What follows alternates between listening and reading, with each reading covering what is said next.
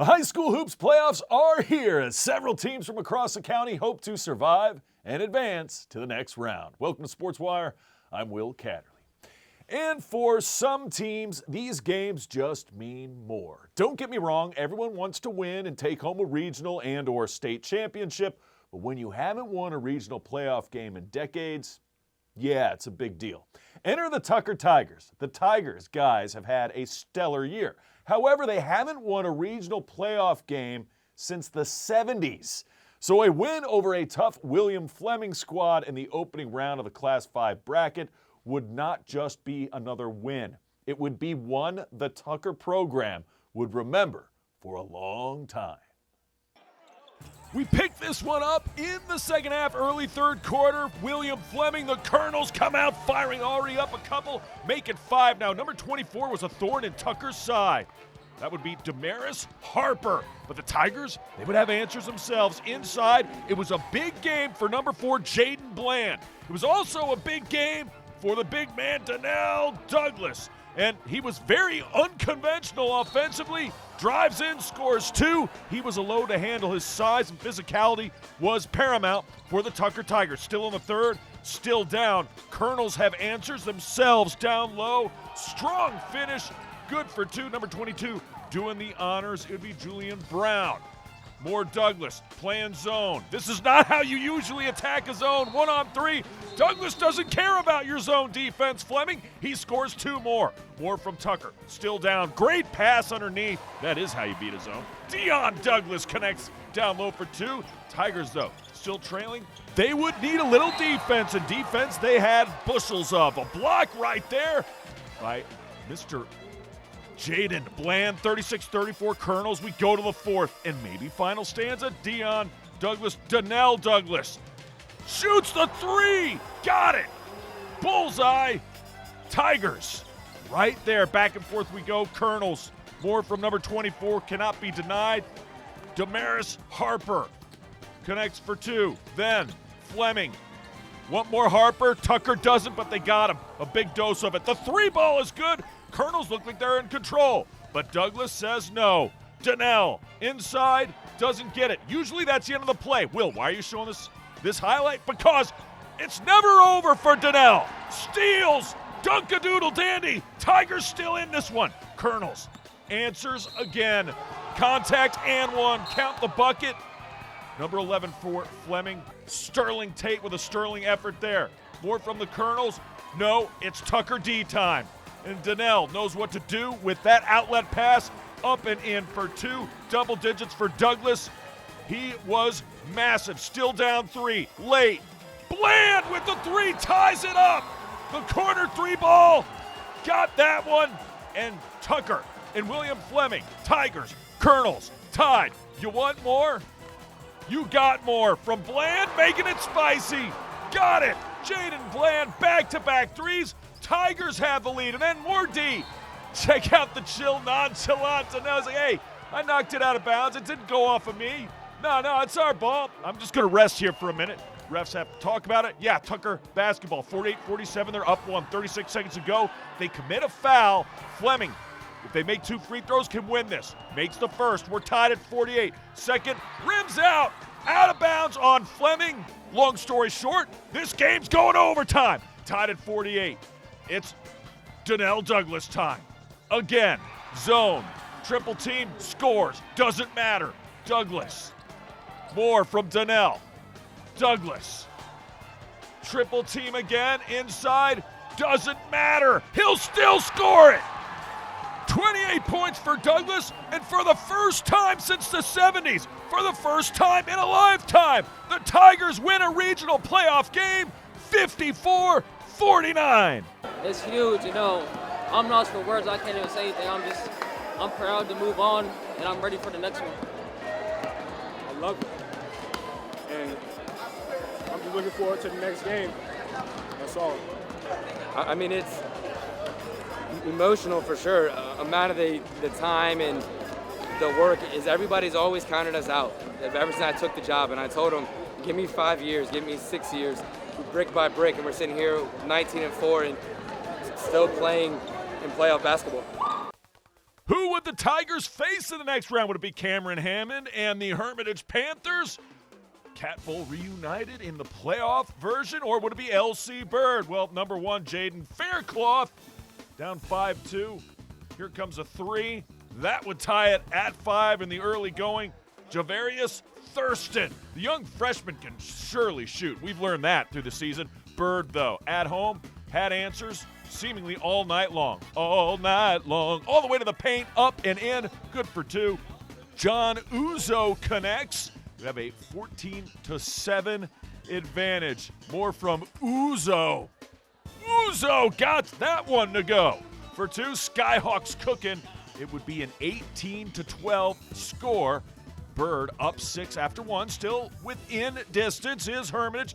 Second quarter, little defense. Turning to offense. That'll work for Jaden Faircloth. Faircloth would have to have a big game for the Panthers to have a chance here. And he would. Inside, how about a little offensive rebounding? That'll help matters. Makai Murray connects for 2 as well. But back come the Skyhawks. 3-ball corner pocket. Nothing but nylon. Uzo.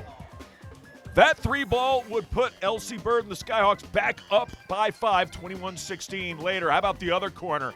That is good, and the bank is open. King Williams for 3. Skyhawks cooking. We go to the second half. Skyhawks were up 4 at the break, 31-27. Better make it more. That bucket puts Bird up by 9, 38-29. More from Bird. Hermitage goes zone. L.C. Bird, the Skyhawks patient. Number 1 doing it again.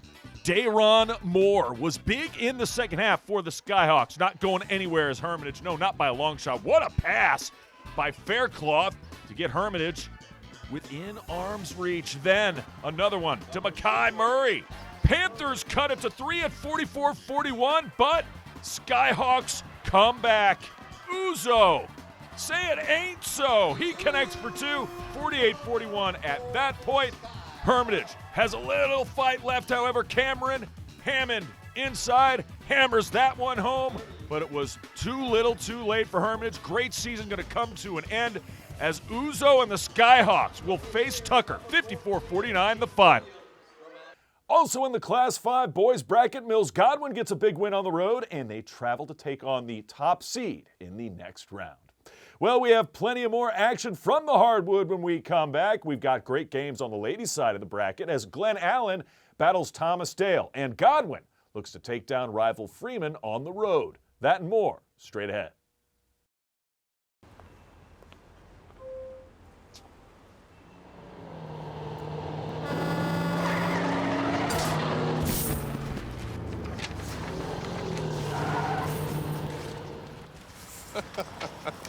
This can't be happening. This can't be happening. Of course it's not happening. Armored car. Listen, having money isn't about luck. Make your own coffee, save $1,000 a year. Feed me. Feed the pig. Welcome back to Sports Wire, Class 6A Ladies Regional Playoffs. Glen Allen, the 1 seed, taking on Thomas Dale. Not your average 8 seed. This is a really talented team. They lost their coach halfway through the season. They lost some of their players, but they were cooking. And yeah, a tough matchup for Glen Allen, to say the least. Number 10, Michaela Lewis, though, for 2 and 1. Lindsay shoulders in for 2 of her own. The 1,000-point scorer, and then some. Connecting down low, Glen Allen off to a great start. Defensively playing well as well. Shoulders the steal, shoulders.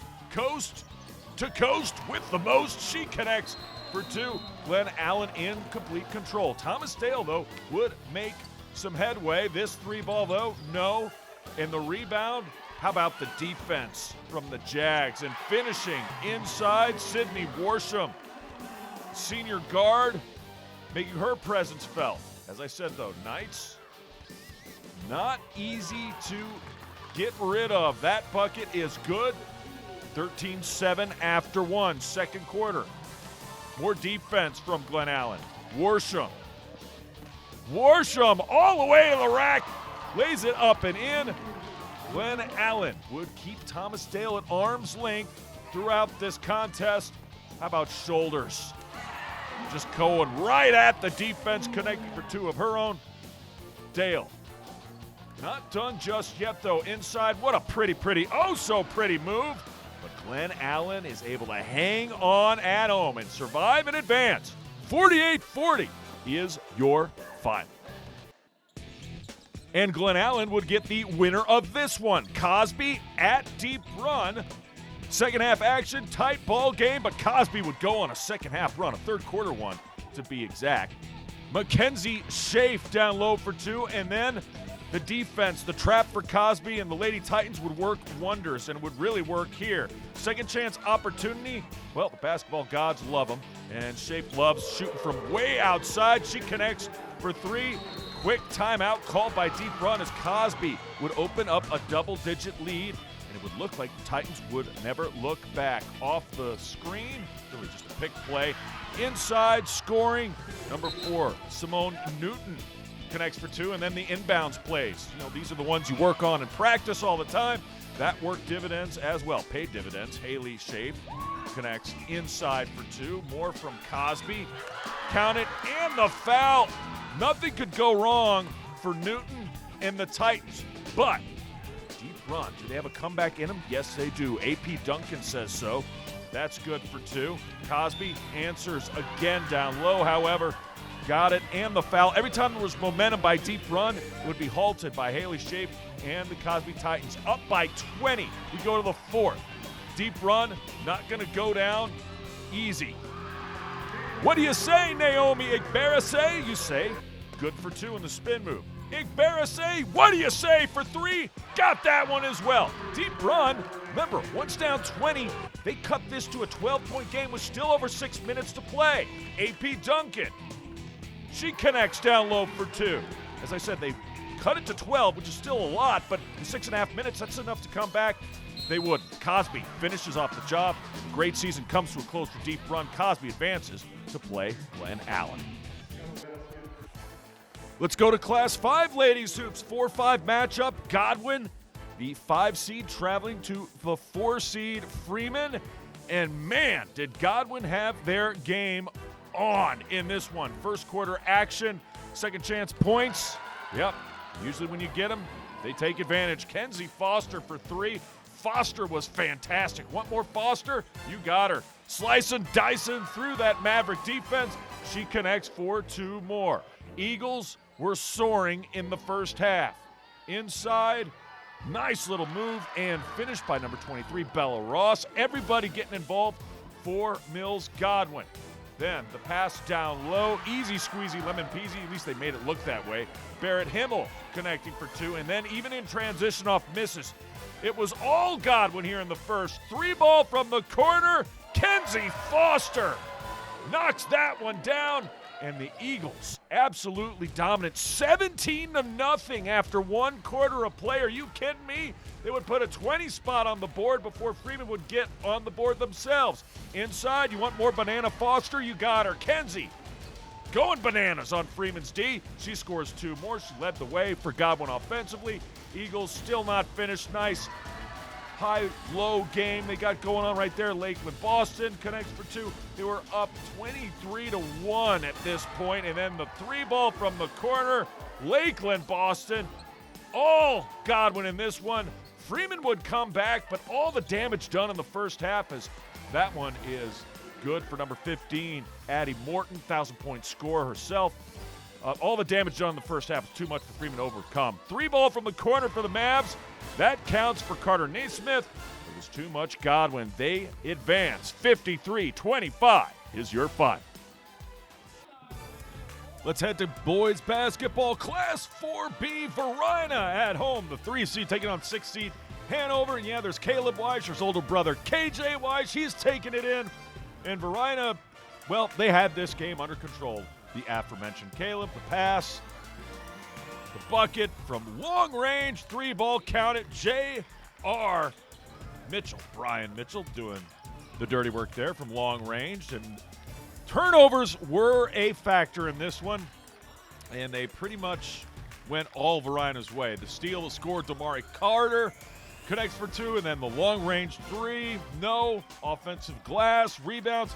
Teams that advance past the first round and further, they out-rebound their opponents, and they take advantage of turnovers. Varina did both. Here comes Caleb Weish inside, reverse, no. Own rebound, puts it up and in. And yeah, Straughter been very good. Caleb Straughter had a great night. Almost every Blue Devil did for the most part. Number 3 getting in on it as well. Dominic Pleasance with a pleasant layup. Still first half highlights. Corner, pocket, 3-ball, nothing but nylon, count it. Moneyball is good for Landon Williams. Varina up big. More from the Blue Devils. Hanover goes zone. And Varina says, we'll carve that up. Damari Carter for 2, 20-11 after 1 quarter of play. More defense from Varina. All the way to the rack. Steal it, score it. Pleasance. More than pleasant on this night. Varina taking care of business in every way. The 3-ball here, beating the zone as well. It's great if you can shoot over it at the same time. Number 3, Dominic Pleasance again.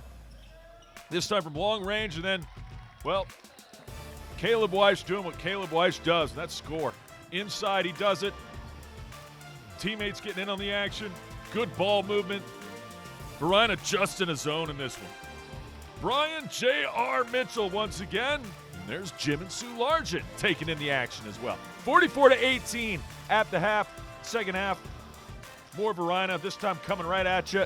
Into your living room, 3-ball, good. Straughter stroking it from long distance, and then watch the handles of Caleb. Weish, nicely done.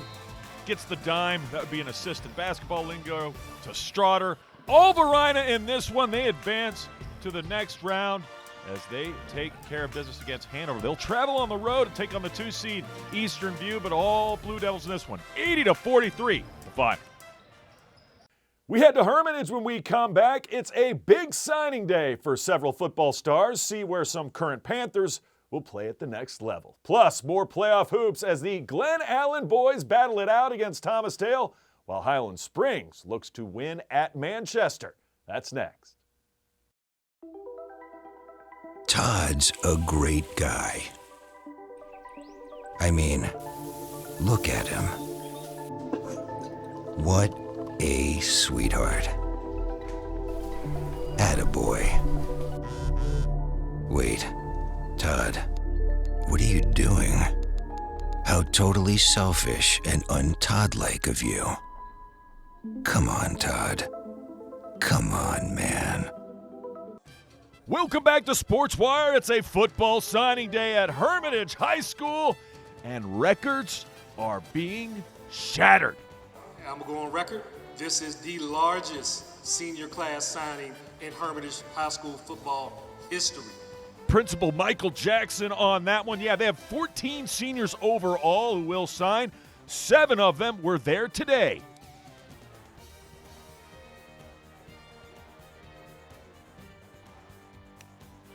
Nicholas Christian going to Virginia Union. Jerron Harris, CNU. Latrell Washington, VMI. Tayshawn Spencer, Randolph-Macon. Miles Shepardson also heading to CNU. Kylie Johnson going to Bluefield. Jeremiah Kottman, Shenandoah. And Elijah Stanton going to Bluefield as well. Congrats to all on signing day. Back to playoff hoops we go. It's Class 6A guys bracket. It is Glen Allen as Thomas Dale. Yeah, same matchup as the girls' first quarter. Highlights, say hello to Baron Friend from long range. Friend was huge. This is a 3-seed for Glen Allen, playing host to the 6-seed. Thomas Dale had answers. Number 0 doing the damage, Dexter Richardson. Friend at the buzzer. Nothing but nylon, top of the key, 3-ball, yeah. Friend hit a bunch of threes, 8 of them in this contest. 19-6 after 1. Jags looking to add on, and add on they would. They do it on the offensive glass. Number 4 had a solid game. He was huge in this one. Chase James with a bucket. You want more James? Slicing, dicing, and scoring. 2 more for James. Not a bad night in the office. 16 points for Chase James. However, Nice ball movement, usually gets rewarded. It would. This guy could shoot. Number 11 for Thomas Dale, you'll see more of him. Ja'Kai Lambert. More from Lambert, same play, this time from longer range. 3-ball, good, saying hush to the Glen Allen faithful. The Knights would battle back. Glen Allen looking to find a way to increase their lead. How about going down low to James? Just strong. I mean, he's not the tallest dude, but he's strong. 27-20 at the half. Second half, more James. Inside he goes. It was the James and Friend show for Glen Allen offensively, sprinkling some others as well. But Thomas Dale, they were gritty. They were not going anywhere. Ethan Medley for 2. Friend doing his thing. Yeah, he's not just hitting threes like his jersey number. He's scoring down low as well. 38-34, we go to the fourth. Only a 4-point game. This 3-ball, got it. Would cut it to a 1-point game. Glen Allen didn't make the playoffs last year. They don't want to go out in the first round this year. So then they get it going down low. Number 5, Dallas Chavis, the running back / guard, gets it going, and then a big-time 3 when they needed it the most. Say hello to Ferran Friend. He connects from long range, and then Glen Allen. Friendly from deep. He connects another 3-ball. He put in a 30-burger in this one, and the Jags, scared by the Knights, but responding to adversity. They move on, 62-50 the final. We did a lot because last year we didn't make the playoffs, so it was kind of personal. We came into it with some fire under our belt. Well, he just told us to keep our head on straight, and we're going to face adversity in the game, and, we faced it in, and we just dealt with it. Meanwhile, in the south side, the Highland Springs Springers on the road. They want to survive and advance in Class 6 playoffs as well, taking on the Manchester Lancers. Eric Thompson is good at scoring the rock, and he does so for Highland Springs. He's been strong all year. How about from outside? No, but the offensive glass was Highland Springs' friend, as it normally is. Number 1 doing the honors, Joseph Williams. Lancers looking to come back. Here comes number 1 on their side. Speeds to the bucket, connects for the layup. Nicely done by Jalen Freeman. 20-16 though. Nice first quarter for Highland Springs, up 4. And then speedy Springers all the way to the rack. Shoot it, score it. Santino Moore. We want more, Santino Moore. Well, again, offensive rebounds were paramount. Joseph Williams connects for 2 down low. 24-23, Springers up 1. Manchester going to retake the lead, however, on that jumper. Number 1, Jalen Freeman. From long range, Highland Springs says, we'll see your 3 and we'll raise you another. Santino Moore. You want more? You got more. And then the Springers in transition, one of their greatest weapons offensively, as it is for a lot of teams. Williams again. Springers looking good going into the half to take a break, up 9. 39-30 at the break, second half. More Springers. Off balance shot, fade away, got it. Another nile out for Eric Thompson. Well, got a little bit of rim there. Manchester, not to be denied, keeping it under 10 was important. They would. 43-35 at that point. Springers, they had answers going the other way, though. Mr. Williams had himself a night. 50-36 after 3, fourth and final stanza. One last hurrah for Manchester at home. Strong inside as Cole Hoffman even hit a free throw to end the 3-point play. That would make it 50-40. 10-point game. Too much Highland Springs, though. The corner, Jay. When the Springers are shooting the ball well, they win because they play good defense. They're good in transition. They're good on the glass. And they were good from long range. Joseph Williams, have yourself a night. Springers going to advance as well. They beat Manchester on the road. 48-40 is your final. The Springer ladies also advance as they play Manchester in the second round. Remember, if you have questions or comments about the show, just send me an email to this address, sportswire@henrico.k12.va.us, and you can always follow us on X and catch episodes on YouTube. I can't wait to see ya next time on Sportswire.